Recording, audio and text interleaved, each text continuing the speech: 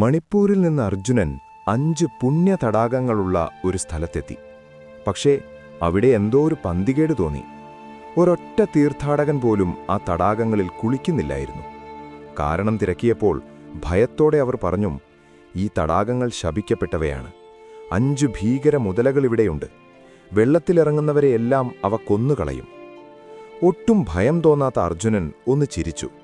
ശേഷം ആയുധങ്ങൾ മാറ്റിവെച്ച് തടാകത്തിലേക്കിറങ്ങി.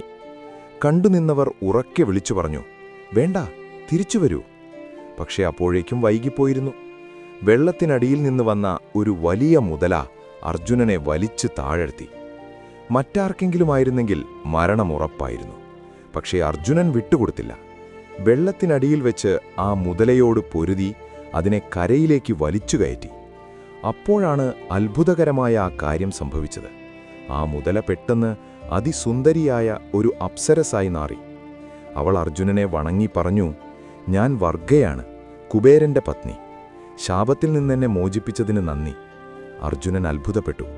ഒരു ദേവകന്യക എന്തിനാണ് മുതലയായി ജീവിക്കുന്നത്? വർഗ കാര്യങ്ങൾ വിശദീകരിച്ചു. പണ്ട് ഞാനും എൻ്റെ തോഴികളും കൂടി തപസ്സു ചെയ്യുകയായിരുന്ന ഒരു ബ്രാഹ്മണകുമാരൻ്റെ ഏകാഗ്രത തകർക്കാൻ ശ്രമിച്ചു. കോപിഷ്ഠനായ അദ്ദേഹം ഞങ്ങളെ മുതലകളായി മാറട്ടെ എന്ന് ശപിച്ചു. പിന്നീട് അദ്ദേഹം ശാപമോക്ഷം തന്നു.